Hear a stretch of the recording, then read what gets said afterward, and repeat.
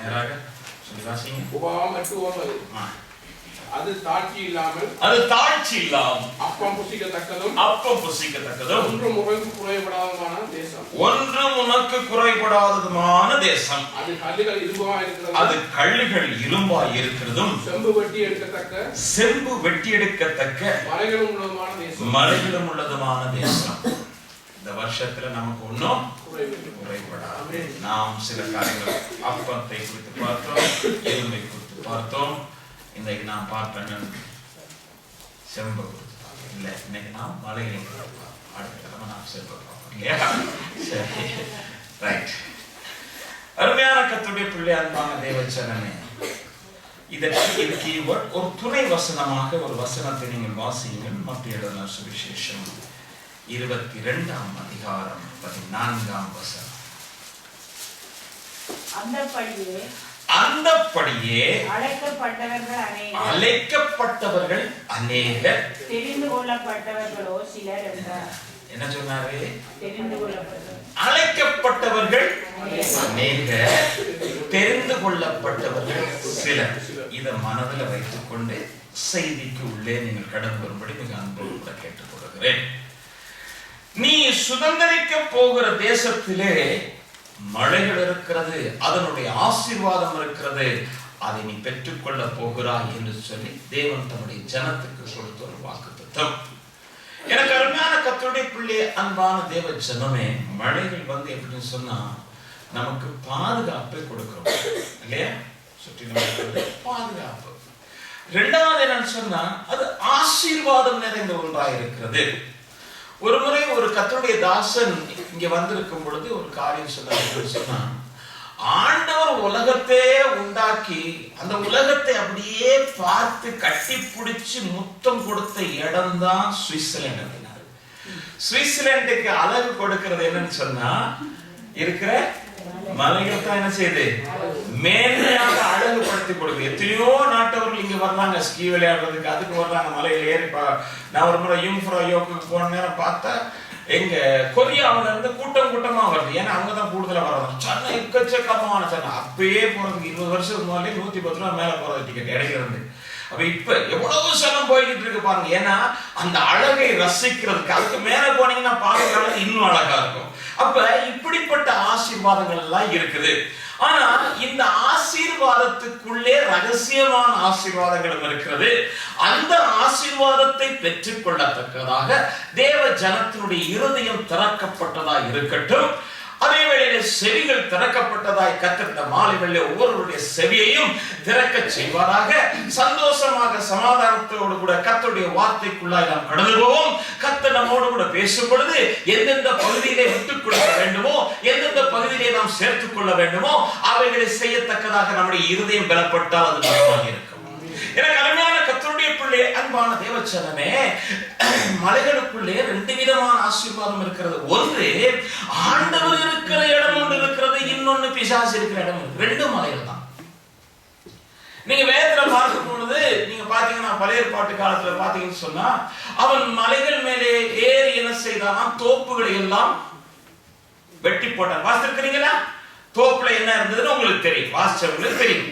எனக்கு அருமையான கர்த்தர் இல்லையா இருக்கா? ரைட், இருக்கு. அப்ப அங்க என்ன இருக்குன்னு தெரியும். ஆனா வேதத்துல இன்னும் தெளிவாக பார்க்கும் பொழுது வெளிப்படுத்தல் சுவிசேஷம் 14ஆம் அதிகாரம் 1ஆம் வசனத்தை நீங்க வாசித்து பார்த்தீங்கன்னா, சீயோன் மலையின் மேலே ஆட்டுக்குட்டியானவர் இருக்கிறார். அப்ப யாருக்கு அந்த மலையின் மேல ஆட்டுக்குட்டி, நம்முடைய ஆண்டவர் இருக்கிறார் என்று போடப்பட்டிருக்கு. அதே வேளை நீங்க பாத்தீங்கன்னு சொன்னா வெளிப்படுத்தல் சுவிசேஷம் 17ஆம் அதிகாரம் 9ஆம் வசனம் வாசித்து பார்க்கும் பொழுது அந்த ஸ்திரீ உட்கார்ந்திருக்கிற இடம் 7 மலைகளா. அது இந்த தேசம் இந்த உலகத்துல தான் இருக்கு. அங்க இருந்து தான் யார் வர போகிறார் என்று சொன்னால் அந்தி கிறிஸ்து வருவான் என்று வேதம் தெளிவாக அதுக்கு கீழே சொல்லுது இல்லையா? அப்ப அதுல யார் இருக்கிறா? பிசாசு இருக்கிறார். அதே வேளையில பாத்தீங்கன்னா சீயோன் மலையில ஆட்டுக்குட்டியானவர் இருக்கிறார். நான் ஆட்டுக்குட்டியானவர் இருக்கிற மலைக்குள்ள போகணும்னு வாஞ்சிக்கிறவர்கள் அதை வாஞ்சியுங்கள். இல்லை இந்த 7 மலைகளிலே இருக்கிறவனோடு கூட நான் இணைய வேண்டும் என்றால் அதை நீங்கள் வாஞ்சியுங்கள். எல்லாம் உங்கள் கரத்திலே இருக்கு. ஏனென்றால் மோசே சொல்லும் போது ஒரு காரியம் சொல்லுகிறான், இதோ ஆசீர்வாதம், இதோ சாபம், இதோ மரணம், இதோ ஜீவன். தெரிந்து அப்படிதான் போடுறது. நான் உங்களுக்கு ஆசீர்வாதத்தை இல்ல இல்ல இல்ல நான் உங்களுக்கு இல்ல இல்ல இல்ல நான் உங்களுக்கு மரணம் இல்ல நீங்க ஜீவன் இல்ல நீங்களாகவே தெரிந்து கொள்ளுங்கள். எனக்கு அருமையான கர்த்தருடைய பிள்ளை, அன்பான தேவ ஜனமே, அப்ப நாம இங்க பார்க்கும் பொழுது என்னன்னா மலைகள் ஆசீர்வாதங்களை குறிக்கிறது சொல்லி பார்க்கிறோம். இந்த ஆசீர்வாதமான வாக்குத்தத்தத்தை ஆண்டவர் யாருக்கு கொடுத்தார்? வேதத்தின் அடிப்படையில் யாருக்கு கொடுத்தார்? பைபிள் யாருக்கு? இஸ்ரவேல் ஜனங்களுக்கு ஆண்டவர் கொடுத்தார். ஏன்னா இஸ்ரவேல் ஜனங்கள் எகிப்து தேசத்திலே அடிமைகளாக இருந்தார்கள், துன்பப்படுத்தப்பட்டார்கள், வேதனைப்படுத்தப்பட்டார்கள். அவருடைய ஆகாரம் கூட கண்ணீராகத்தான் இருந்தது. இப்படிப்பட்ட நிலையிலே பார்வோன் என்ன செய்தான் என்று சொன்னால் எல்லாரையும் சிதறடிக்கத்தக்கதாக காலையிலே பிரித்து விடுவான். இந்த நிலையில இருந்தவர்கள் கூக்குரல் இடும் பொழுது கர்த்தர் அந்த சத்தத்தை கேட்டு ஒரு மனிதனை எழுப்பி அந்த மனிதன் மூலமாக அவர்களை வழிநடத்தும் போது சொன்ன ஒரு காரியம் என்னவென்று சொன்னால், நீங்கள் எகிப்து தேசத்திலே ஒரு பகுதியில போய் குடியிருக்கிறது அல்ல, நான் உங்களை பாலும் தேனும் ஓடுகிற ஒரு தேசத்துக்கு கொண்டு போகிறேன். அங்கே என்ன இருக்கிறது சொன்னால் மலைகள் இருக்கிறது, அதனுடைய ஆசீர்வாதத்தை உங்களுக்கு தருவேன் என்று சொன்னார். இந்த ஜனங்கள் எப்படி இருந்து வந்தாங்க அப்படின்னு சொன்னா, அன்னைக்கு ராத்திரி வேளையில ஒரு ஆடு வெட்டப்பட்டது, அந்த இரத்தத்தை எடுத்து நிலைக்கதவுகளிலே பூசப்பட்டு அதுக்கு பிறகு காலையிலே எக்காலம் ஊதப்பட்டு ராமசேஸ்ல இருந்து எல்லாரும் புறப்பட்டு வந்தார்கள். இது வேதம் நமக்கு தெளிவாய் கூறுகிற ஒன்று இல்லையே. ராத்திரியில என்னது, ஒரு ஆட்டை வெட்டி அந்த ஆட்டை நெருப்பிலே சுட்டு கீரையோடு கூட, அதாவது பச்சை கீரையோடு கூட தடியை பிடிச்சுக்கிட்டு வேக வேகமாக சாப்பிட்டு அதுக்கு பிறகு அவர்கள் புறப்பட்டார்கள் என்று நாம் அறிவோம். எனக்கு அருமையான கர்த்தருடைய பிள்ளை, அன்பான தேவ ஜனமே, அப்ப 20 லட்சம் பேர் ஜனத்திற்கும் ஆண்டவர் கொடுத்தது என்னவென்று சொன்னா, நீங்கள் எதை சுதந்தரிக்க போகிறீர்கள்? அழைக்கப்பட்டவர்கள் அநேகர். இந்த வசனத்தை நீங்க மறந்து கூடாது. எது? இந்த வசனத்தை நீங்க மறந்து கூடாது. இப்ப எல்லாரையும் அழைத்துட்டாரு. வந்து இப்ப கானான்ல இருந்து எங்க வர்றாங்க? கானான் போறதுக்கு எகிப்துல ஒரே பாட்டு, ஒரே ஜெபம், ஒரே எல்லாம் செய்துகிட்டே வர்றாங்க. வரும் பொழுது இதை சுதந்தரிக்கிறதுக்காக ஆசையோடு கூட போறாங்க. எனக்கு அருமையான கர்த்தருடைய பிள்ளை, அன்பான தேவ ஜனமே, அப்ப எங்க கானானுக்குள்ள இருக்கிற அந்த மலை, அதை போய் சுதந்தரிக்கத்தக்கதாக தங்களை தகுதிப்படுத்திக் கொண்டவர்கள் யார் என்பதை பார்க்க போகிறோம். இப்ப சொல்லுவேன், நீங்க வந்து எல்லாரும் ஸ்கூலுக்கு போயிருக்கோம், எல்லாம் படிச்சு ஒரு பெரிய யூனிவர்சிட்டிக்கு போறீங்க. 10ஆம் கிளாஸ் முடிஞ்சோன்னா யூனிவர்சிட்டியில ஒரு பேர் பண்ணுவோம், அட்வான்ஸ் லெவல் போய் எக்ஸாம் பாஸ் பண்ணி யூனிவர்சிட்டி போய் படிச்சு அதெல்லாம் செஞ்சு படிப்படியா வந்துதான் உங்களுக்கு கிராஜுவேஷன் நடக்குது இல்லையா? அது மாதிரி தான் ஆண்டவரும் என்ன செய்கிறார்? தெரிந்து கொள்ளப்பட்டவர்கள் எப்படிப்பட்டவர்கள் என்பதை சோதித்து ஆராய்ந்து பார்த்து தகுதியுடையவன் எவனோ அவனைத்தான் அதை சுதந்திரித்துக் கொள்ளும்படி அனுமதிக்கிறார்.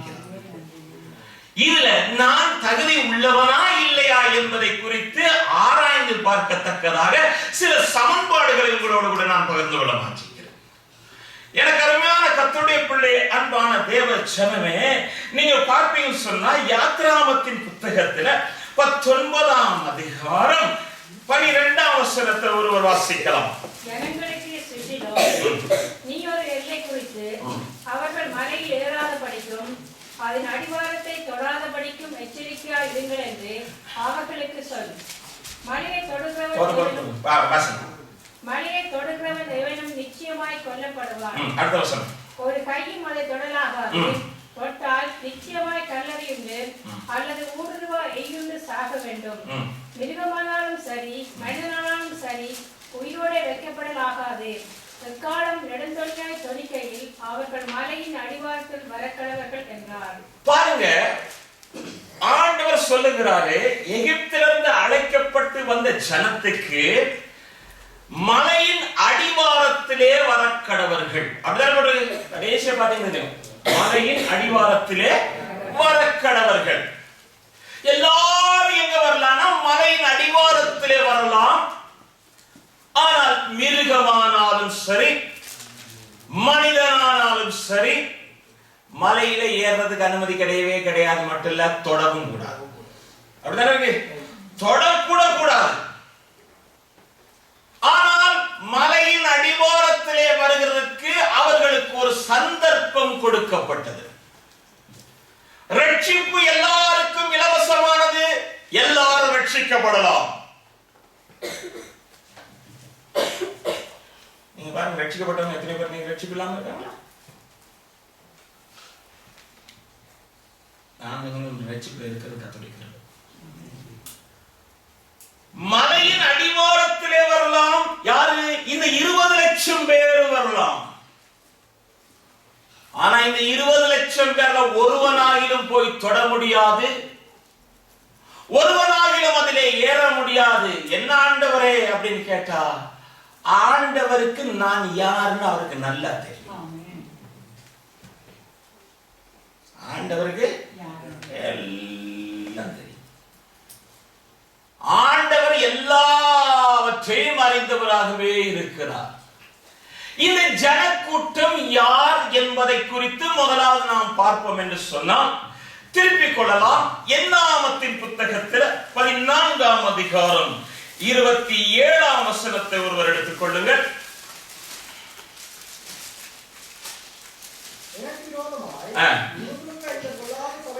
எனக்கு விரோதமாய் முறுமுறுக்கிற இந்த சபையார்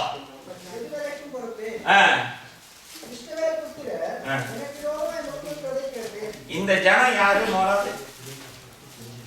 என்னைக்கு புறப்பட்டு வர தொடங்கினானோ அன்னையிலிருந்து முறமறுப்பாக வருகிற ஒரு கூட்டம்.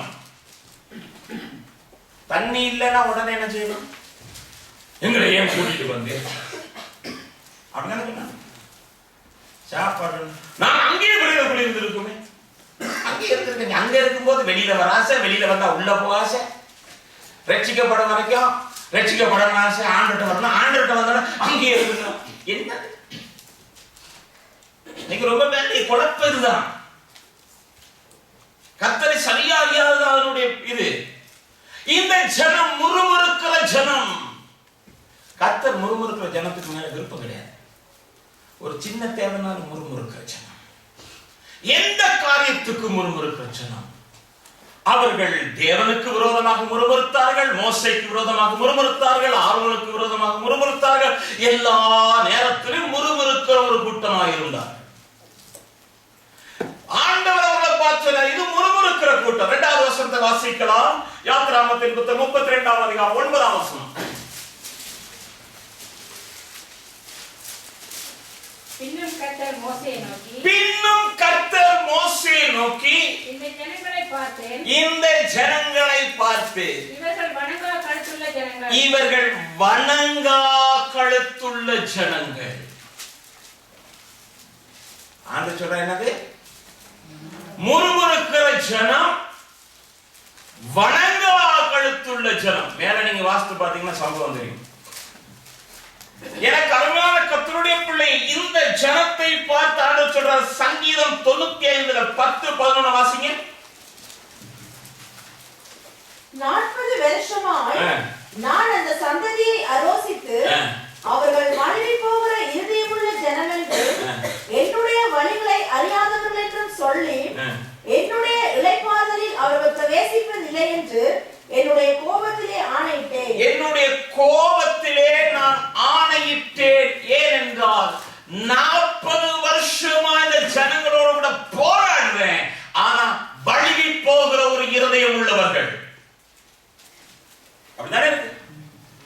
ஆண்டவர் என்னதான் செய்தாலும் கூட வழுகி போகிற இருதயம் உள்ள சகோதரா சகோதரி, ஆண்டவர் சொல்றாரு அதை சுதந்திரிக்க மாட்டான். அவர்கள் வழி போகிற ஜனமாய் இருக்கிறபடினாலே அவர்கள் என்னுடைய இளைப்பாறுதலிலே பங்கடைகிறதில்லை. நான் அவர்களுக்கு கொடுக்க போகிற தேசத்திலே இருக்கிற மலைகளை அவர்கள் சுதந்திரிக்கிறதில்லை. அவர்கள் அங்கே போனால் எந்த குறையும் இல்லை என்று சொன்ன அந்த வார்த்தை அவர்களுடைய வாழ்க்கையை நடப்பிக்கவே மாட்டேன். வேதம் நான் நீங்க நினைச்சுக்கூட பிரசங்கம் பண்றீங்க. பிரசங்கம் பண்ணுகிற எனக்கும் உங்களுக்கும் நடுவாக சமனாய் இருக்கிற ஒன்றுதான் நியாயம் தீர்க்கிற ஒன்று. 2 பேருக்கு இதுதான் ஆசீர்வாதம் கொண்டு வரும். 2 பேருக்கு அநியாயம் இருக்கும். ஆனா என்ன அப்படின்னா கிருபையினால இந்த இடத்துல நிப்பாட்டிட்டார். இதுல மேன்மை பாராட்டது ஒண்ணுமே கிடையாது. எனக்கு அருமையான கர்த்தருடைய பிள்ளை, அன்பான தேவச்சனமே, முதலாவது ஒரு கூட்டம் மலையின் அடிவாரத்தில் வருகிற கூட்டம். இந்த மலையின் அடிவாரத்தில் இருக்கும் பொழுது அதிலேயும் ஆண்டவர் ஒரு கூட்டத்தை பிரித்தெடுக்கிறார். யாத்ராமத்தின் புத்தகம் 24ஆம் அதிகாரம் 1ஆம் வசனம். பின்பு அவர் மோசேயை நோக்கி, நீயும் ஆரோனும் நாதாபும் அபியூவும் இஸ்ரவேலின் மூப்பரில் 70 பேரும் கர்த்தரிடத்தில் ஏறி வந்து தூரத்திலிருந்து பணிந்து கொள்ளுங்கள். தூரத்தில் இருந்து கர்த்தரை பணிந்து கொள்ளுங்கள்.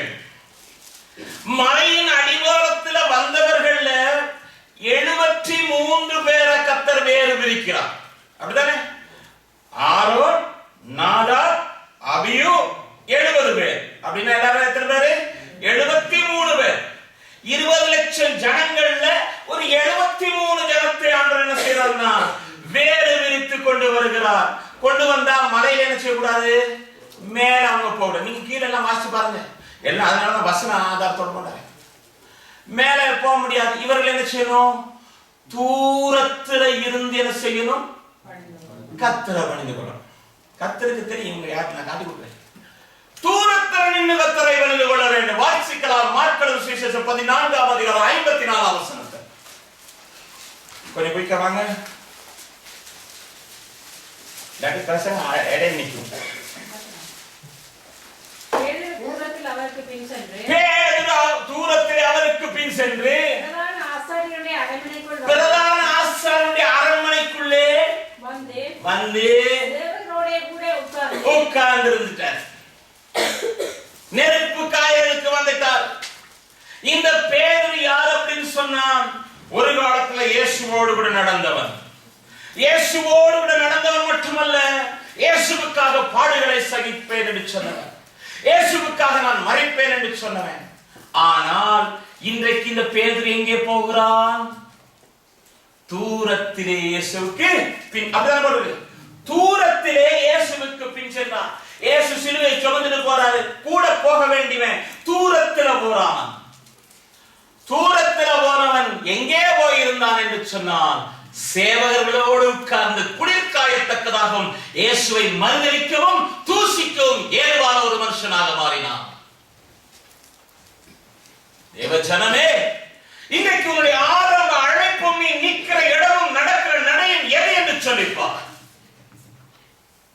நீ ஆண்டவரோடு நடக்கிறாயா அல்லது தூர நடக்கிறாயா? நீ ஆண்டவரோடு நடந்தால் ஏனோக்குக்கு கிடைத்த ஆசீர்வாதத்தை கர்த்தர் உனக்கு கொடுப்பார். ஏனோக்கு 300 வருஷம் கர்த்தரோடு கூட நடந்தான், அவன் காணாமல் போனான். அதுதான் ஆசீர்வாதம்.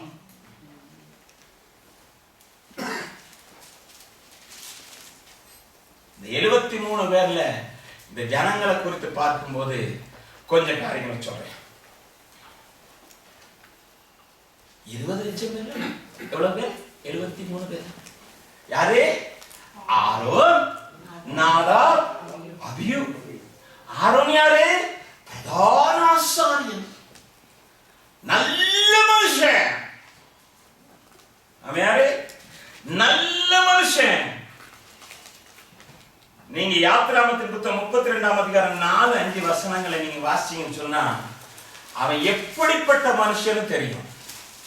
மோசே என்ன செய்தான் என்று சொன்னால், இந்த 20 லட்சம் பேரோட இருந்து ஆரோன், நாதாப், அபியூ 70 பேர் வாங்க அப்படின்னு எல்லாரும் சேர்ந்து வந்தாங்க. மோசேயோடு கூட சேர்ந்து கர்த்தரை ஆராதிக்கவும் மலையில ஏறவும் தேவனுடைய பிரசன்னத்தை உணரவும் அவன் ஆயத்தம்.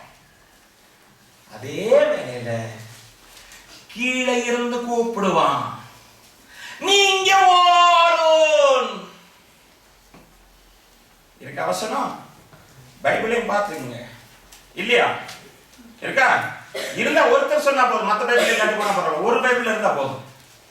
என்ன? இங்க போ,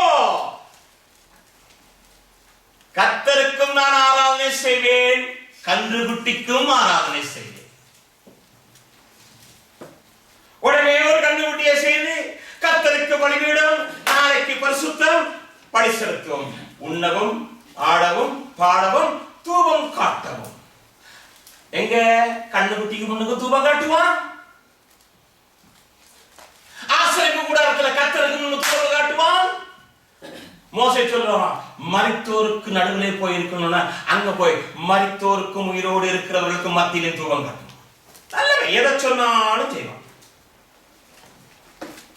தீர்மானம் இல்லாத ஒரு வாழ்க்கை.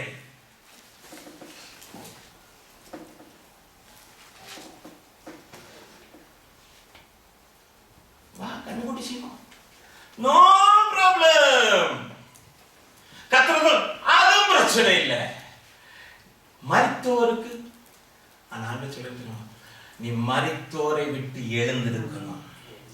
அப்பதான் கிறிஸ்து உன்னை பிரகாசிக்க செய்வார். நீ மரித்தோர் நடுவில் இருந்தா கொஞ்ச நேரத்தில் நீயும் படுத்துறணும். ஏன் தூங்குற நீ மரித்தோரை விட்டு எழும்புன்னு சொல்லி ஆண்டு சொன்ன தெரியுமா? தூங்கும் போது நீ செத்தவன் பக்கத்துல அடுக்கி அவனை வச்சிருக்கு, நீயும் சேர்ந்து படுத்தனா லாரி வந்தோம்னா உடனே அள்ளிட்டு போயிடுவான். இவனும் செத்து போனான்னு அள்ளிட்டு போயிடும். கத்த சொல்ற எழுந்து. சரி, இவங்காலதான் இப்படின்னா ஆண்டு சொன்னார் நித்திய பிரமாணம் தெரியுமா? ஆரோனுடைய குடும்பத்தை என்ன செய்யணும்? ஆசனம். இப்ப யார் 2 பேர்? மத்த 2 பேரு பிள்ளைங்க, நாதாவும் அபியும். இவங்க ரொம்ப நல்ல மனுஷர். லேவியராகமம் 10ஆம் அதிகாரம் முதல் 2 வசனத்தை நீங்க வாசித்து பாத்தீங்கன்னா, அவன் தூமை எல்லாருக்கும் காட்டுவான், ஆனா பிள்ளைங்க துணிகரமாய் காட்டுவார்கள். நாதாவும் அபியும் என்ன செய்தார்கள் என்று சொன்னால், கர்த்தர் கட்டளையிடாத அந்நிய அக்கினியை தைரியமாக தேவ சமூகத்திலே கொண்டு போன போது கர்த்தர் சொன்னாரே, இந்த அக்கினி வேறப்பா, கர்த்தருடைய அக்கினி வேறு, கர்த்தருடைய சந்ததியில் இருந்த அக்கினி புறப்பட்டது என்று சொல்லி பார்க்கிறோம். அவர்கள் அங்கே துணிகரமானது, கர்த்தர் கட்டளையிடாதது. கர்த்தர் எதை கட்டளையிட்டாரோ அது போதும். எனக்கு நான் கூட போல. சரி, இப்ப பாருங்க, 20 லட்சம் பேர் நான் நீங்க எங்க இருக்கணும் முதல்ல பார்க்கணும். இதுல 73 பேர். சரியா? 2வது குரூப் வந்துருச்சு. யாரும் மலையில சூழல இருக்கிற அந்த மலை எங்க இருக்கு? இஸ்ரவேல்ல இருக்கு. கானான் அங்க இருக்கு. இது இங்க தற்காலிகமா சீனாய் மலைக்குள்ள நடக்கிற இந்த ஏரியால நடக்கிற கதை. சரியா? இதை எனவே இது ஒரு படிப்புல இதுல போயிட்டு தான் அங்க நாங்க போப்போம். ரைட். 2வது கூட்டத்தை பாருங்களேன், அது 73 பேர் தூரத்துல வந்து கிட்ட வர முடியாது. 3வது ஒரு கூட்டம், அதை வாசிக்கலாம். யாத்ராகமத்தின் புத்தகம் 24ஆம் அதிகாரம் 3ஆம் வசனம். மோசே வந்து கர்த்தருடைய வார்த்தை யாவையும் நியாயங்கள் யாவையும் ஜனங்களுக்கு அறிவித்தான். அப்போது ஜனங்கள் எல்லோரும் ஏக சத்தமாய் கர்த்தர் அருளின் எல்லா வார்த்தைகளின்படியும் செய்வோம் என்று பிரயோஜனம் சொன்னார்கள். 9ஆம் அதிகாரம் யாத்ராகமம் 17:9. அப்பொழுது மோசே யோசுவாவை நோக்கி, நீ நமக்காக மனிதரை தெரிந்து கொண்டு புறப்பட்டு. முதலாவது மன்னிக்கணும். ரைட். யாத்ராகமம் 24:13. மன்னிக்கணும். அப்பொழுது மோசே தன் ஊழியக்காரனாகிய யோசுவாவோடு எழுந்து போனான். மோசே தேவ பர்வதத்தில் ஏறி போகையில் அவன் மூப்பரை நோக்கி, நாங்கள் உங்களிடத்தில் திரும்பி வருமட்டு நீங்கள் இங்கே எங்களுக்காக காத்திருங்கள். மூன்றாவது கூட்டம், முதல் கூட்டம் மலை அடிவாரத்தில் இருக்கிற கூட்டம். 2வது கூட்டம் மலையில் என்னது ஒரு கொஞ்ச தூரம் வந்தது. 3வது கூட்டம் அதிலிருந்து இன்னும் கொஞ்சம் தூரம் போற கூட்டம். மோசே யோசுவாவை பார்க்கிறார். யோசுவாவை பார்க்கும் பொழுது ஆண்டவர் சொல்லியிருப்பாரு, நீ இவனை கூட்டிட்டு வா. ஐயா, ஆரோன் தானே ஆசாரியன், முதலாவது அவனைத்தானே கூட்டு போகணும். அவன் தானே எனக்கு வாயாயிருந்தான். அவன் தானே எனக்கு அற்புதம், அவன் போல் தானே அங்க அற்புதம் எல்லாம் செய்தது. பார்வோனுக்கு முன்னதானே தானே அவனைத்தானே கூட்டு. நீ யாரை தெரிஞ்சுக்குனா யோசுவா. கர்த்தருடைய தெரிந்து கொள்ளுதல் வித்தியாசமானது. பாருங்க, ஈசாயின் பிள்ளைகள் ஒரே தாய் பெற்ற பிள்ளைங்க தான். சாமுவேல் அனுப்பி சொல்றாரு, இதுல ஒருத்தர் அபிஷேகம் பண்ணணும். எத்தனை பேர் பிள்ளைங்க? எத்தனை பேர் இருக்கா வீட்டுல? 6ல் 1 அபிஷேகம் பண்ணியா? யாரையாவது அபிஷேகம் பண்ணியா? வனாந்தரத்தில் ஒருத்தர், அவன் வேற ஆவி பெற்றவன், அவனை கூட்டிட்டு வா. எனக்கு அருமையான கர்த்தருடைய பிள்ளை, அன்பான தேவச்சனமே, தேவனுடைய தெரிந்து கொள்ளுதல் வித்தியாசம். கிதியோன் சொல்லும்போது சொல்றாரு, எல்லாரையும் கூட்டிட்டு வராத, நான் உனக்கு ஐடியா தரேன் பாரு, எப்படி அவங்களை தெரிந்து கொள்ளணும். வர நாட்கள் அதை பார்ப்போம். ஆத்தங்களை கூட்டிட்டு போய் காரியங்களை பார்ப்போம் அப்படின்றார். நம்ம ஆண்டவர் செய்வாரு. இவங்கெல்லாம் யாருன்றது ஏற்கனவே அவருக்கு நல்லா தெரியும். இப்ப என்ன செய்யறாரு? யோசுவாவை கூட்டிட்டு வா. யோசுவாவை கூட்டிக்கிட்டு போகிறான். போகும்போது மோசே சொல்றான், ஒரு கூட்டம் கீழே இருக்கு, அடுத்த கூட்டம் அதுக்கு அப்புறம் இருக்கு, நீ இங்க இருக்கு. எங்க வச்சுட்ட?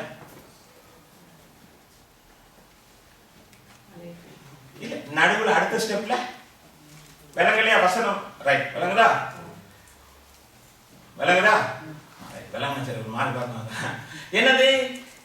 இவங்கள இந்த 73 பேர்ல ஒருத்தன், 72 பேர் அங்க இருக்கட்டும். மோசே என்ன செய்யறான்னு சொன்னா, யோசுவாவை கூட்டிட்டு வர்றா. நீ இங்க இருப்பா, நான் மேல போயிட்டு வரேன். யோசுவா உடனே சொல்லுங்க, கொஞ்சம் யோசித்து நீங்க செய்யணும். இவ்வளவு பேரை கூட்டிட்டு வர்ற நீங்க கொஞ்சம் யோசிங்க. 73 பேரை கூட்டிட்டு வந்தீங்க, அதுல என்ன தனியா கூட்டிட்டு வந்தாலும் தனியா இருந்து நீங்க போறீங்க. நான் நினைச்சேன் என்ன நீங்க மேல கூட்டிட்டு வருவீங்கன்னு. ஆனா நீங்க என்ன விட்டுட்டு போறதா இருந்தா அவங்க கூட நான் என்ன விட்டுருக்கலாமே. கேட்கறதுக்கு வாய்ப்பு இருக்கா? ஆனால் என்னுடைய ஊழியக்காரன் என்னை நடத்துகிற விதம் வித்தியாசமானது. எப்படி நடத்துகிறானோ அதிலே ஆசீர்வாதம் இருக்கிறது என்று உணர்ந்தவன் இந்த யோசுவா. எனவே ஆண்டவர் சொல்லும்போது சொன்னாரு, இவன் வேறே ஆவியை பெற்றவன். யோசுவாவின் இடத்திலே காணப்பட்டது என்னன்னு சொன்னான், கீழ்ப்படிதல் காணப்பட்டது. யோசுவாவின் இடத்திலே காத்திருக்கிற அனுபவம் காணப்பட்டது. ஏன்னா இடையில வந்து நிக்கும் போது தாங்க சோதனை நிறைய வரும், பிரச்சனைகள் நிறைய வரும், போராட்டம் நிறைய வரும். அந்த நேரத்தில் ஒருவன் உறுதியாய் நிற்பானே ஆனால் அவன் தான் இந்த ஆசீர்வாதத்தை பெற தகுதியானவன். எனக்கு அருமையான கர்த்தருடைய பிள்ளை, அன்பான தேவ ஜனமே, நீங்க பார்த்தீங்கன்னா ஈசாக்கை குறித்து பார்க்கும் பொழுது ஆபிரகாம் தன் மகனாகி ஈசாக்க சொல்றான், வாப்பா கர்த்தருக்கு பலி செலுத்தணும் மோரியா மலைக்கு. இப்ப மலையை பத்தி பேசினா எத்தனையோ மலைக்கு அழகா இருக்கு, நிறைய இருக்கு. மோரியா மலைக்கு கூட்டிட்டு போகிறான். போகிற வழியில ஈசாக்கு தகப்பனை பார்த்து கேட்கிறார், அப்பா அப்பா விறகு இருக்கப்பா, நெருப்பட்டி இருக்கப்பா. இத்தனைக்கு என்ன பச்சை குழந்தைய? வாலிபன் வாலிபன் கேட்கிறான். எல்லாருக்கும் ஆட்டக்காரமே, வா நீ வா, கத்தாத பார்த்து யாரை பழி கொடுக்க போறான்னு யாருக்கு தெரியும். இப்ப மேல கொண்டு போயிட்டு தகப்பன் சொல்றான், ஈசாக்கு வாமானே, என்னப்பா நெல் கயிறு எடுத்து கட்டுறான். யார் என்ன செய்றீங்க? என்ன செய்றீங்கப்பா? என்ன கையெழுத்து இருக்கு? ஒன்றும் பேசல. கட்டைக்கு அடிக்காச்சு, கட்டைக்கு மேல 2 பேர் தான் அடிப்பாங்க. கட்டைக்கு மேல கொண்டு வச்சாச்சு. வைக்கும்போது ஒரு வார்த்தை கூட பேசல. நீங்க நினைக்கிறீங்க நான் கண்ணை திறந்துருப்பாங்க, கண்ணை அப்படியே மூடிப்பாங்க. வெட்டு வெட்டு விழப்போது நல்லா தெரியுது, கண்ணை மூடிப்பாங்க. ஈசாக்கு கண்ணை மூடி வாய மூடுனா அங்க கண் திறக்கப்பட்டு வாய் பேசினான். பிள்ளையாண்டே தேவ ஜனமே, நீ செய்ய வேண்டியதை செய்தால் உனக்காக வைராக்கியம் பாராட்டுகிற கர்த்தர் தம்முடைய கிரியை நடப்பிக்க இந்த மாறுகளில் உண்மையுள்ளவராயிருக்கிறார். என்ன வாழ ஓங்குறான் பைபிள்ல. கர்த்தருடைய வாய் பேசினது. இவன் கண்ணை மூடுறான், அவர் கண்ணை திறக்கிறாரு. நாம கண்ணை திறந்து வாய் மூடுறதுனாலதான், வாயை பேசுறதுனாலதான் கர்த்தர் கண்ணை மூடிட்டு வாயை மூடிட்டு. தேவச்சனமே அடி நில்லுங்க. நமக்காக வைராக்கிய வாஞ்சி உள்ள ஒரு ஆண்டவர் இருக்கிறார். அவர் நமக்காய் காரியங்களை செய்வார். இப்ப இவனுக்கு வருது பெரிய போராட்டம் என்னன்னு சொன்னா, இவங்க அங்கேயே இருக்கும்போது கீழே வசனங்கள் வாசிக்கணும் நேரம் போறது என்னன்னா, இப்ப இவன் தனியா இருக்கிறான். நான் கொஞ்சம் யோசித்து பார்த்தேன். எப்படி சொன்னா, இவனுக்கும் சாப்பாடுங்கிறது வந்திருக்கும். ஒரு நாள் 2 நாள் இல்ல, ஒரு கிழமை பார்த்தாச்சு, 2 கிழமை பார்த்தாச்சு. மோசே வந்த பாடு கிடையாது, தனியா இருக்கிறான். இப்ப கீழே இருந்து ஒரு சத்தம் கேட்குது. அடுத்த பாட்டி என்ன செய்யுது, கட் பண்ண பாருங்க. எப்படி யோசுவா ஆரம்பிட்டு கேட்கிறான், என்ன மோசே போயிட்டான், வந்த மாடல மேல எதுவும் நடந்திருக்கு போல இருக்கு, நாங்க போறோம் வாரியா, நாங்க போறோம் சேர்ந்து வாரியா. வருவார், அவர் வருவார், அவர் வருவார். 10 நாளாச்சு வரலையே, 14 நாளாச்சு வரலையே. இப்ப இவங்க எல்லாம் இறங்கி நடந்து போறாங்க. எங்க போறீங்க? நாங்க போறோம், நீ வந்தாவா வராட்டி போ.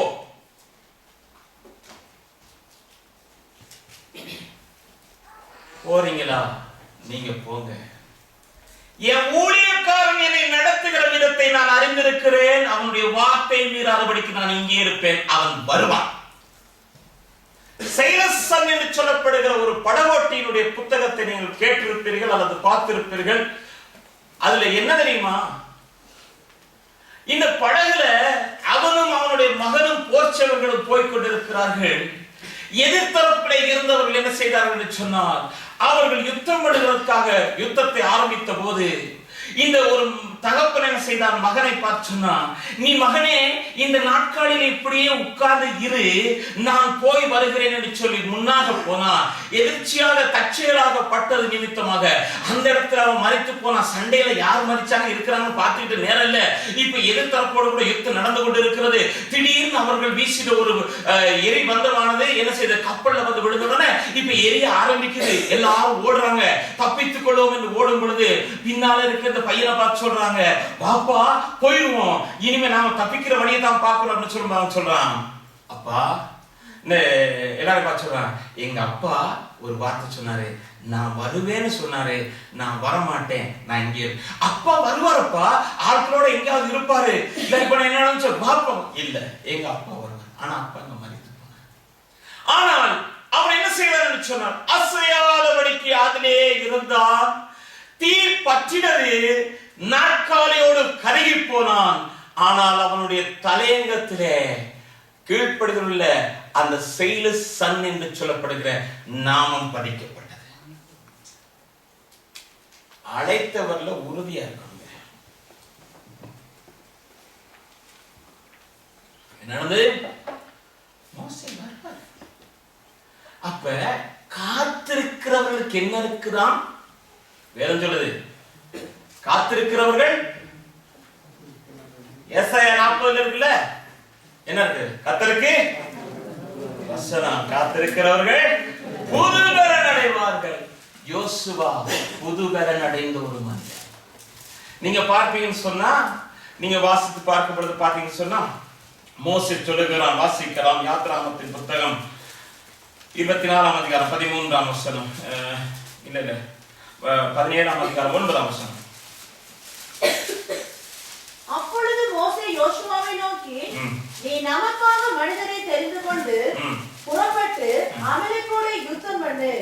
நாளைக்கு நான் மலை உச்சியில்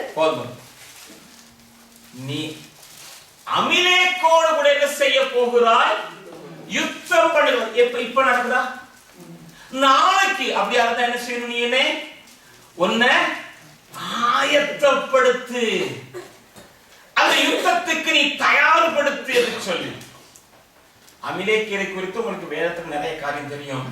ஆனா நான் ஒரு காரியம் சொல்றேன். இஸ்ரவேலின் ராஜாவாக சவுல் தெரிவு செய்யப்பட்ட போது 1 சாமுவேல் புத்தகம் 15ஆம் அதிகாரம் 2ஆம் வசனத்தை நீங்க வாசித்து பார்த்தீங்கன்னா ஆண்டவர் சொல்றாரு, இஸ்ரவேல் ஜனங்கள் எகிப்திலே இருந்து புறப்பட்டு வருகிற போது இந்த அமிலேக்கியர் என்ன செய்தார்கள்? வழிமறித்தார்கள். அப்படி இருக்கா? வழிமறித்தார்கள். எனவே அவர்கள் என்ன செய்யக்கூடாது? எல்லாரையும் அடிக்க. தேவ ஜனமே, கானானை நோக்கி போகிற உங்களுக்கும் எனக்கும் வழிமறிக்கிற அமிலேக்கியன் பிசாசு. ஏற்றுக்கொள்றீங்களா? ஜெபத்துல போராடி கொள்ளணும். பலவிதமான போராட்டம், பலவிதமான பிரச்சனை, பலவிதமான காரியங்கள். தயார்படுத்துகிறவன் அவனை பார்த்து கர்த்தர் சொல்லுகிற ஒரு காரியம் என்ன தெரியுமா? என்னாகமத்தின் புத்தகம் 14ஆம் அதிகாரம் 30ஆம் வசனம் சொல்றாரு. என்னாகமம் 14:30.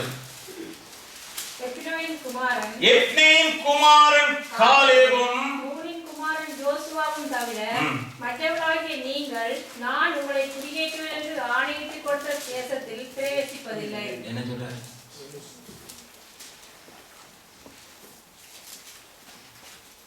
எப்னேயின் குமாரன் காலேப், நூனின் குமாரன் யோசுவா தவிர வேற யாரும் சில ஜனங்கள் யார் போன கடைசியா புதிய சந்ததி தான் போச்சு. ஒரு வசனத்தை வாசிங்க. என்னாகமத்தின் புத்தகத்தில் 27ஆம் அதிகாரம் 18-20. கர்த்தர் மோசேயை நோக்கி ஆவியை பெற்றிருக்கிற புருஷனாகிய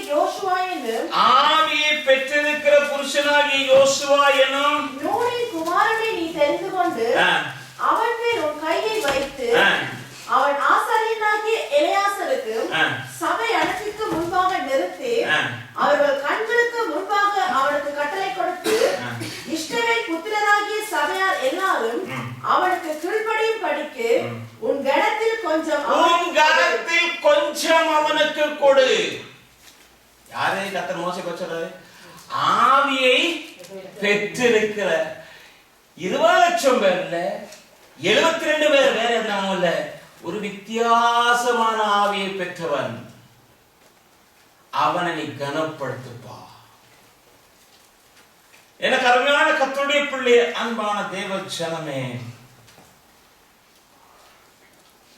அவன்தான் போய் என்ன செய்ய போறான்னு சொன்னா, சுதந்திரிக்க போகிற தேசத்தில் இருக்கிற மலைகளை சுதந்திரித்துக் கொள்வான். யோசுவா சுதந்திரித்தானா தேசத்தை? யோசுவா சுதந்திரித்தானா? இன்னைக்கு நான் மலை அதிகாரத்தில் இருக்கேன்னா 73 பேர்ல ஒருத்தனா இருக்கேனா? இல்ல யோசுவா மாதிரி தனித்து இருக்கேனா?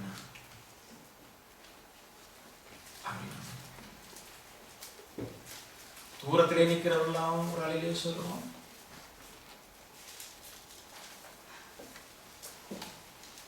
இப்ப ஆண்டவர் சொல்றாரு மோசே பார்த்து, யோசுவா அங்கே இருக்கட்டும்பா, நீ வா. வாசிங்க. யாத்திராகமத்தின் புத்தகம் 19ஆம் அதிகாரம். அப்பொழுது கர்த்தர் மோசேயை நோக்கி நான் உன்னோட பேசும்போது ஜனங்கள் கேட்டு உன்னை என்றைக்கும் விசுவாசிக்கும்படி. 19:20. கர்த்தர் சீனாய் மலையில் உள்ள கெடுமுடியில் இறங்கின போது கர்த்தர் மோசேயை நோக்கி ஏறி வா. இங்க மலையின் உச்சிக்கு ஏறி வா. தனியா ஒருத்தரை ஏறி வா அப்படின்றாரு. எனக்கு அருமையான கர்த்தருடைய பிள்ளை, அன்பான தேவ ஜனமே, மலையின் உச்சியில போய் ஏறி நிற்கிறான். மலையிலே கிடைக்கிற ஆசீர்வாதங்களை குறித்து உங்களோட பகிர்ந்து கொள்ள நான் ஆசைப்படுறேன். மலைக்கு மேல போன உடனே மலைகளிலே என்ன ஆசீர்வாதம் கிடைக்கிறது என்று பக்தன் யோபு சொல்லும்போது சொல்லுகிறார், யோபுடைய புத்தகம் 39ஆம் அதிகாரம் 8ஆம் வசனம். அது மலைகளிலே தன் மேய்ச்சலை கண்டுபிடித்து சகலவித பச்சை பூண்டுகளையும் தேடி திரியும். எது எது எது எது? ஆடுகள், மான்கள், மறைக்குட்டிகள், யானைகள். வேதத்தை வாசிச்சு பழகணும். அப்படி போட்டிருக்கா முன்னால? போட்டிருக்கா? சிலர் தலையாட்டணும். வாசிங்க மான்கள், அந்த வசனத்தை வாசிங்க.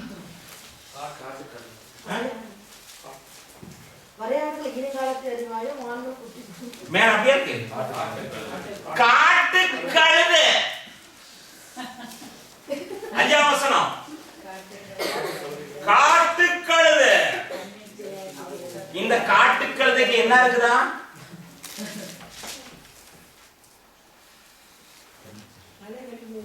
மேய்ச்சல். காட்டு கழுதைக்கு என்னதான்? மேய்ச்சல் இருக்குதுங்க. எனக்கு அருமையான கர்த்தருடைய பிள்ளை, அன்பான தேவச்சனமே, இந்த காட்டுக்கழுதை என்ன செய்யப்பட்டிருக்கிறது என்று சொன்னால், ஐயோ பைபிள் ஸ்டடி தானே, வேதத்தை பாருங்க தயவு செய்து. நான் இந்த பிரசங்கம் பண்ணி என்னமோ பெரியது இல்ல. நீங்களும் நானும் வேதத்துல வளரன்றது மட்டுமே எனக்கு வாஞ்ச. காட்டு கழுதை அடுத்தது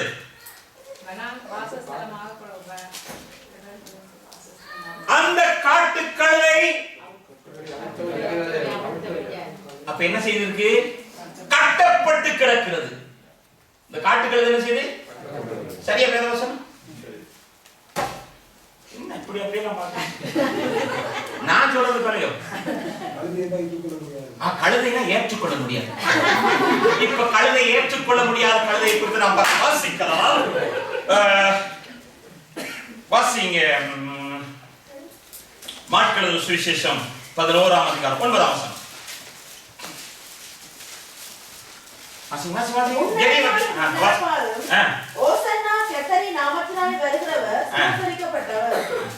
என்னன்னா என்ன போட்டிருக்கு? யாருக்கு?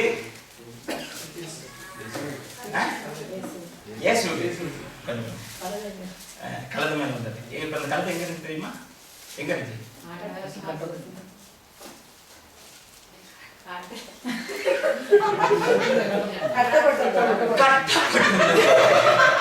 கழுதை செஞ்சு கட்டப்பட்டிருந்தது. எங்க கட்டப்பட்டிருந்தது? இருமொழி சந்தியிலே கட்டப்பட்டிருக்கிறது. கட்டப்பட்ட கழுதை என்ன செய்யும் தெரியுமா? அமைதியா இருக்குமா? கழுதை கட்டுறது கஷ்டம். கழுதை கட்டினா அமைதியா இருக்குமா? என்னது? எனக்கு விடுதலை வேணும், விடுதலை வேணும், விடுதலை வேணும் கத்திருக்கும். எப்படா அந்த கையில கேட்குமா இல்லையா? இத கட்டி வச்சிருக்கு. கட்டி வச்ச கழுதை என்னத்தை? விடுதலை எதிர்பார்க்கும். இப்ப இந்த கழுதைக்கு தான் எங்க மேய்ச்சல். இந்த கழுதைக்கு மேய்ச்சல். எனக்கு அருமையான கத்திரி அந்த சம்பவத்தை நாம் பார்ப்போம்னா, ஒரு கழுதை இருவழி சந்தியில எந்த பக்கம் போகிறதுன்னு தெரியாது, கட்டப்பட்ட நிலையில இருக்கு. இயேசு சொல்றாரு சீசர்களை பார்த்து, நீங்க கிராமத்துக்கு போங்க, கிராமத்துல ஒரு கழுதை இப்படி கட்டப்பட்டு இருக்கிறது, அதை அவிழ்த்து என்னிடத்திலே கொண்டு வாருங்கள், நான் அதுல சவாரி பண்ண போறேன் சொன்னாரா இல்லையா? இப்ப இவங்க போறாங்க. போயிட்டு யாரு கேட்டாலும் சொல்லுங்க, இது ஆண்டவருக்கு வேண்டும் என்று சொல்லுங்க. இப்ப போறாங்க. போனோம்னா கழுதை அவுத்து இயேசு இருக்க இடத்துக்கு வரும் வரை கொண்டு வந்தா அமைதியா நடந்து வந்துட்டு நினைக்கிறீங்களா? படாத பாடுபடுத்திருக்கோம்.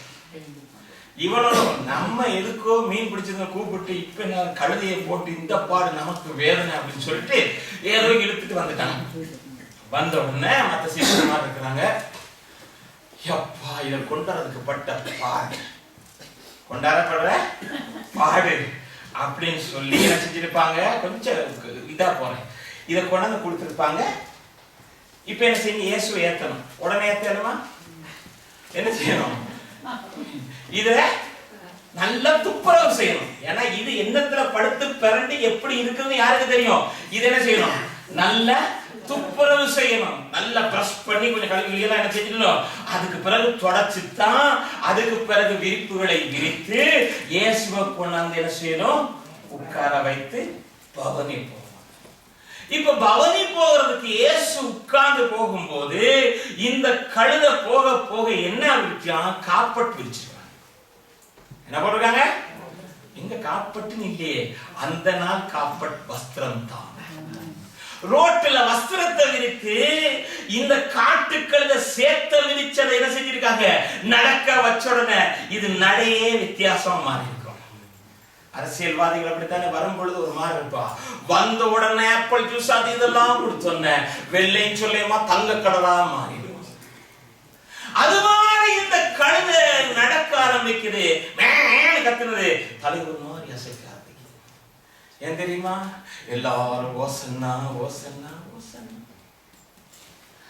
1989ஆம் ஆண்டு இருவழி சந்தியில இந்த கழுத கட்டப்பட்டு கிடந்தது. எங்கிட்டு போகிறதுன்னு தெரியாது, எங்கிட்டு வர்றதுன்னு தெரியாது. நீதிபதிகளுடைய புத்தகம் 5ஆம் அதிகாரம் 22ஆம் வசனத்துல சொல்லுகிறது போல பாவ கயிற்றினால் இது கட்டப்பட்டிருந்தது. இருக்கா? இருந்தா ஒருத்தர் கரையாட்டம். எனவே அது கட்டப்பட்டிருக்கிறது. 28ஆம் தேதி இரவு ஒரு 7-7:30 மணி போல அங்கே பெரிய கன்வென்ஷன் நடந்து கொண்டிருக்கும் பொழுது ஒரு சீசன் வந்து என்னோடு கூட கதைக்க ஆரம்பித்தான். கழுதையே கழுதையே உன்னை கட்டவிழ்க்க போகிறேன் என்று சொல்லி பாஸ்டர் ஃபெஸ்லி என்று சொல்லுகிறவர், இன்றைக்கு உலகத்திலே அவர் தான் அந்த சபைக்கு பெரிய பாஸ்டர். அவர் கூப்பிட்டு தம்பி என்று சொல்லி கதைத்து இந்த கையில என்ன செய்தார்? கையில பிடிச்சுக்கிட்டு அப்படியே கொண்டு வந்து என்ன செஞ்சார்? நான் வந்துட்டேன் சுவிட்சர்லாந்து. வந்த உடனே அங்கிருந்து கொண்டாந்தாலும் அந்த கழுத மேல இன்னும் ஊத்துறது இயேசு ஏற முடியாது. இங்கே வந்து இல்லாத அக்கிரம் அநியாயங்களை செய்து பாவத்துல மூழ்கி கிடக்கும் போது அந்த சீசன் என்ன செய்தான் என்று சொன்னால் இங்கே என்னை தேடி வந்து என்னுடைய நண்பனிடத்துல எங்கே இருக்கிறான் என்று சொல்லி கேட்ட உடனே இந்த இடத்துல இருக்கிறார் அப்படின்னு வீட்டத்தூர்ல ஒரு கன்வென்ஷன் நடக்குது, நான் அவனை பார்க்க வேண்டும், அழைத்து வாருங்கள் என்று சொல்லி சொன்னார். நான் அப்பதான் வந்து புதுசு சுவிஸுக்கு வந்த புதுசு. என்கிட்ட பணம் கிடையாது, ஒண்ணு கிடையாது. ஆனாலும் கேம்ப்ல கிடைக்கிறதெல்லாம் ஊத்துறதுதான் வேலை. ஊத்திட்டு சிகரெட் அடிக்கிறது இதுதான் வேலை. என்ன செய்ய? ஆனா அங்க போன உடனே அந்த இடத்துல சீசர் மாறிட்ட ஒப்பு கொடுத்து இந்த கழுதை துப்புராக்குன மாதிரி அங்கே 2 பேர் அங்க இருந்தாங்க. அது ஒரு ஆள் எனக்கு தெரியும். பாஸ்டர் ஆண்டனுடைய மனைவி சகோதரி டெபோரா எனக்கு இலங்கையே தெரியும். அவங்க என்ன செஞ்சாங்கன்னு சொன்னா என்னோட கூட வந்து கதைத்தார்கள். அவர்கள் எனக்கு கைப்பட எழுதின கடிதம் தான் இந்த கடிதம். 1991ஆம் ஆண்டு 18ஆம் தேதி 6ஆம் மாசம் எனக்கு எழுதினாங்க. ஏன் பாஸ்டர் இதை வச்சிருக்கிறீங்க அப்படின்னா, இந்த அளவு மேய்ச்சலை கண்டு இருக்கத்தக்கதாக எனக்கு நன்மையின் வழியை காட்டினவர்கள் இவர்களை நான் ஒருபோதும் மறக்க மாட்டேன். எனக்கு நன்மை செய்த யாரையும் நான் மறக்கிறதில்லை. விசேஷமாக ரெட்ஷிப்பின் வழி எனக்கு காட்டினவர். நான் எனக்கு பெரிய சபையில வெந்தவ சபையில எல்லாம் ஒண்ணு இல்லை. அப்படி இருக்கும்போது அவர்கள் எனக்கு எழுதியிருக்கிறாங்க என்ன தெரியுமா?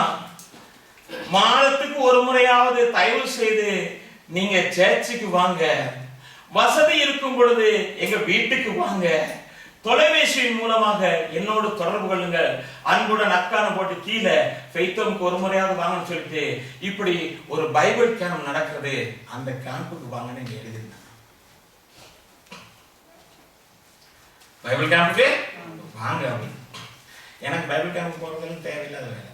சேர்ச் எல்லாம் தேவையே இல்லை. எனக்கு நமக்கு வேற சேர்ச் அங்கிட்டு இருக்கு. ராத்திரி எல்லாம் பரிசுத்தாவின் கூட்டம் தான். அங்க சண்டை இருக்கு, முன்னால போவேன். அப்படிப்பட்ட ஒரு மனுஷனுக்கு இவங்க ஐக்கியம் என்னது?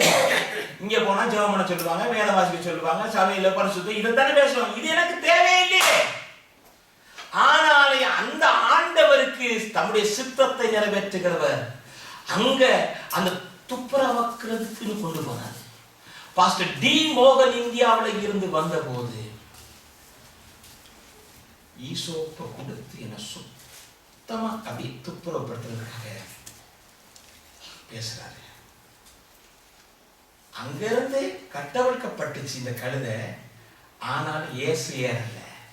இயேசு ஏறல. பாவ பழக்க வழக்கத்துல விடுதலை பெறவே இல்லை.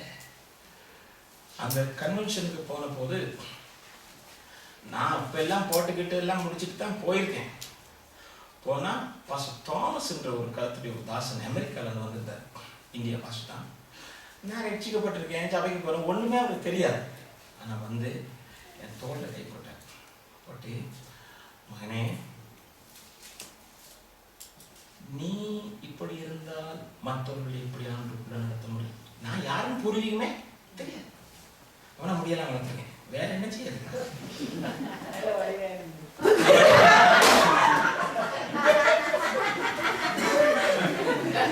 வணக்கம்.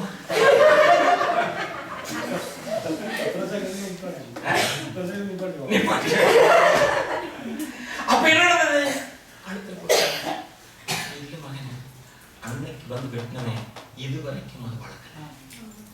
அந்த கத்தோடைய ஊழியக்காரர், நல்ல அன்பான ஊழியக்காரர், நல்லவங்க. எனக்கு இன்னைக்கும் எங்க வீட்டுல கூட கேட்பாங்க, எது இருந்தாலும் ஏன் ஊழியக்காரன், என் ஊழியக்காரன் என்ன வழி நடத்துறவங்க. இன்னைக்கு இவ்வளவு தூரம் தேடி வந்து அந்த கத்தோடைய தாசன் செஞ்சாரு. என்னை கூப்பிட்டாரு. 90 ரூபாய் காசு கொடுத்தாரு.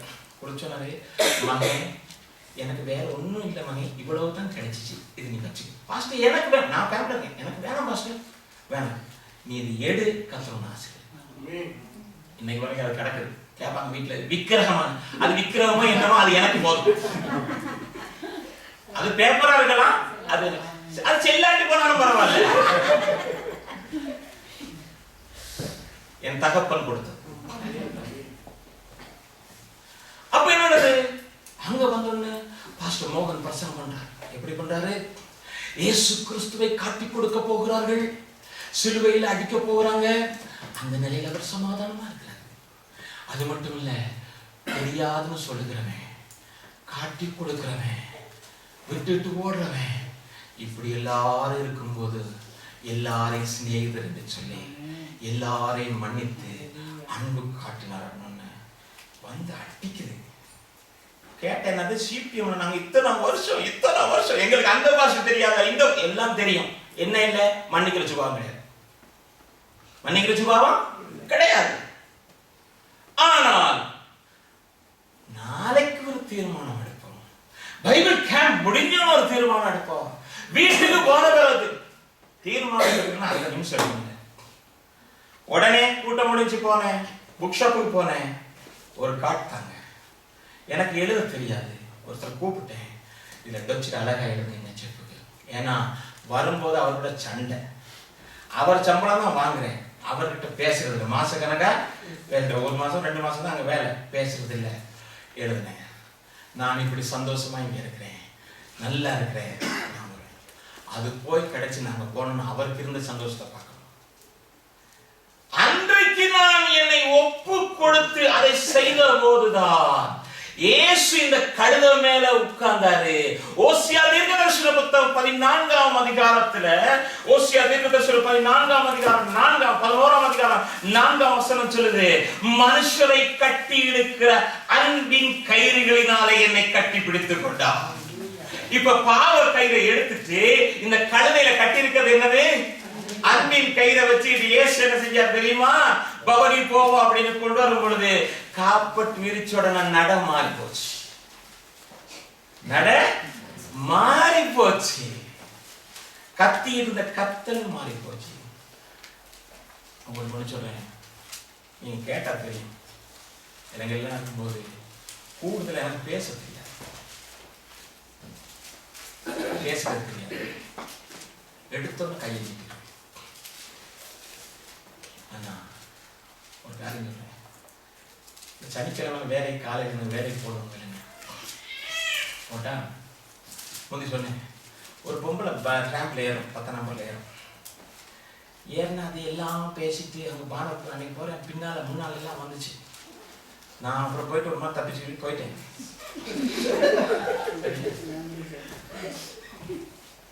நான் நேற்று வேலைக்கு போகணும், எடுத்த இந்த ட்ராம் தான் எடுக்கணும். 9 நம்பர் பேஜ் நான் பார்த்தா 9ல் போய் பரவாயில்ல ப்ளஸ் இறங்கி அப்படி போயிடலாம் அப்படின்னு. ஆனால் எடுத்த இந்த ட்ராம் தான் எடுக்கணும். எடுத்த இது அதில் இருக்குன்னு எனக்கு நல்லா தெரியும். நான் என்ன தெரியுமா செஞ்சேன், இறங்கி கீழே நடந்து வந்தேன், 7 காணோம். அங்கிட்டு போகிறது 14 போச்சு. சரி பரவாயில்ல நடந்து போவோம் அப்படின்னு போகிறேன். அது பிறகு 11.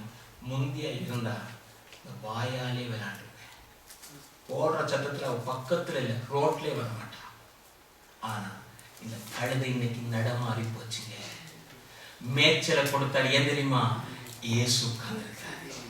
இப்ப காப்பட் விரிச்சிருக்காங்கன்னா போற இடத்துல வாங்க பாஸ்டர், எங்க பாஸ்டர், சபை விசுவாசி இல்ல, வெளியில உள்ளவங்க கூட கனப்படுத்தத்தக்கதாய் இந்த இயேசு இருக்காரு.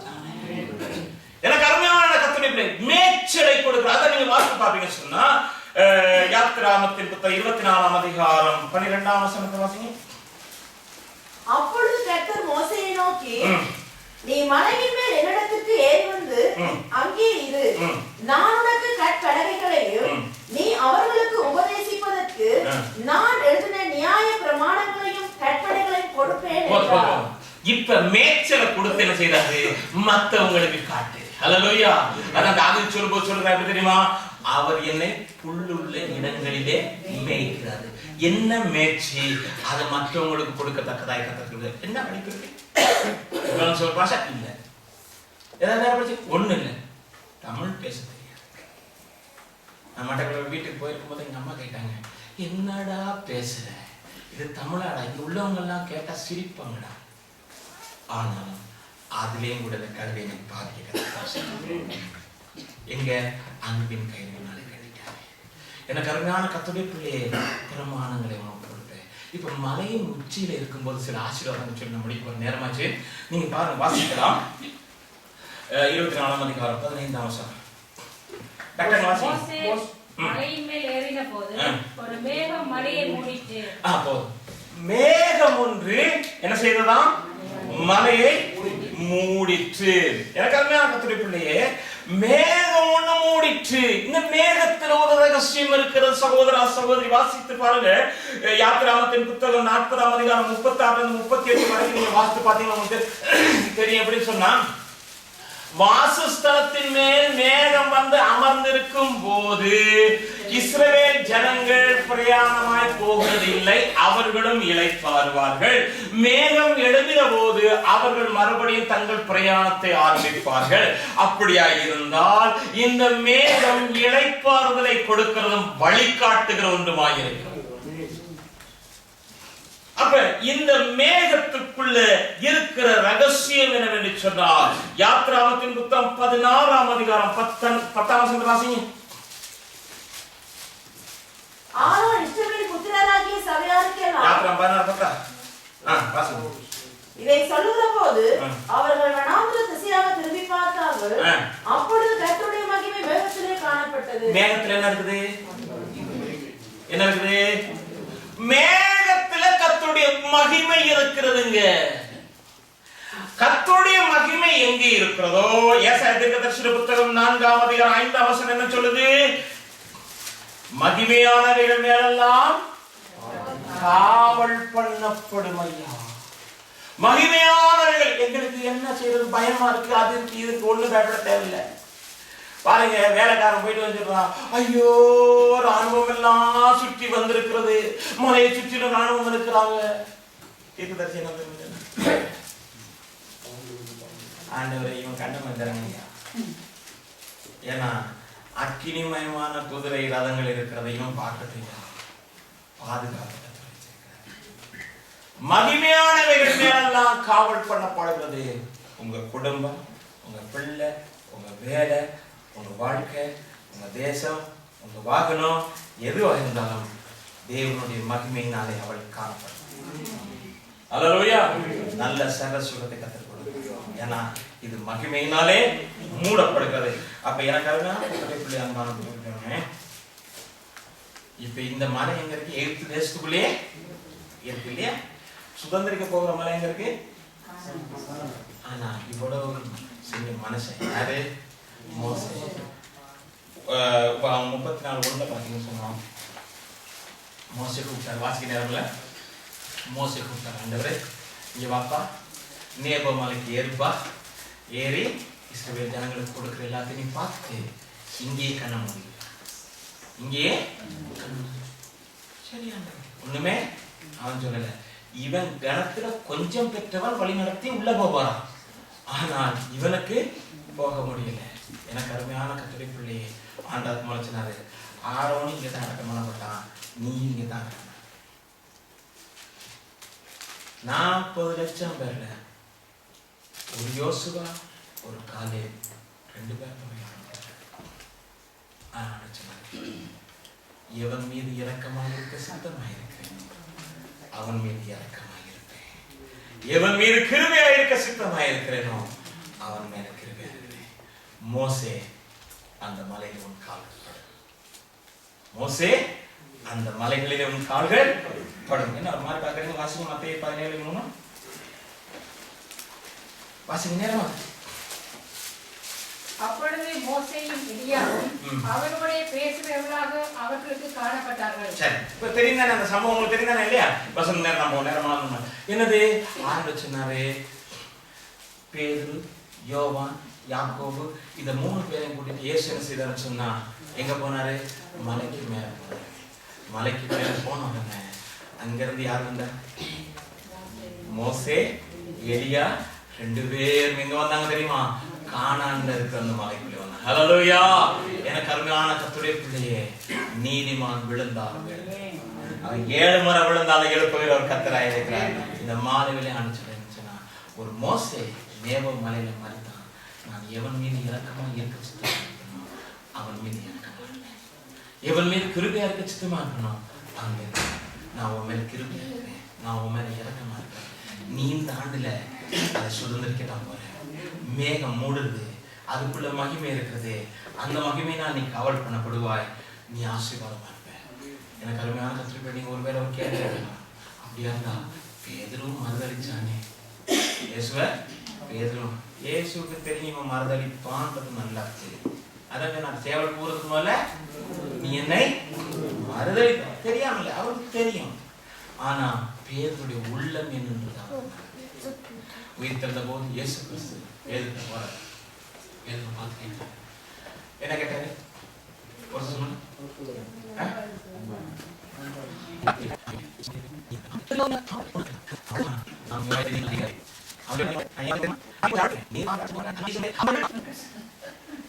நான் போற வழியில பேதுரு அண்ணன் இங்க வாங்க அப்படின்னா அவனோட வந்தோடனே, ஏன்னா அவனுக்கு தான் தெரியும், யாருக்கு தெரியும்? உள்ள இருக்கிற போர்ச்சையோட அவனுக்கு தான் தெரியும். பேதுருக்கு பாத்துருக்கீங்களா? உள்ள இருக்கிற போர்ச்சையோட யாருக்கு தெரியும்? இந்த யோவானுக்கு தான். இவன் பேசுறேன் நம்ம ஒரு ஆள் உள்ள விட, அதனாலதான் உள்ள போனான், வீட்டுக்கு போயிருக்கான். இது ஏதேன் தோட்டத்தினால் ஆண்டவரே நீர் தந்தவனாலதான் அந்த பணத்தை போச்சு. ஆதாம் ஸ்திரீயை பார்த்து ஏன் இந்த சொற்பம் என்னை வந்துச்சது? சாக்கு போக்கு சொல்லாதீங்க, நான் நேசிக்கிறேன், நேசிக்கிறேன். இந்த சாக்கு போக்கு சொல்றவங்க எல்லாம் சின்ன பிள்ளை தருவாங்க. ஒரு நாள் ஒரு லிஃப்ட் இடையில மாட்டிச்சு, எல்லாரும் தட்டி தட்டி பார்த்தாங்க, இல்லை ஒரு மாதிரி ஏறி வந்து லிஃப்ட் கதவு திறந்துட்டு பார்த்தா ஒரு அம்மா பையன் தான் இருக்கிறாங்க. தகராறு நடக்குது. என்ன அப்படின்னா பையன் சொல்றான், இந்த அம்மா என் காலை மிதிச்சிருச்சு. அவர் சொல்ற, இந்த பையன் என் கையை கடிச்சிட்டான், கடிச்சிட்டான் மிதிச்சிட்டான், கடிச்சிட்டான் மிதிச்சிட்டான். இன்னைக்கு நாம் யாரும் இல்லை, ஆண்டவர் மேல நான் எல்லாரும்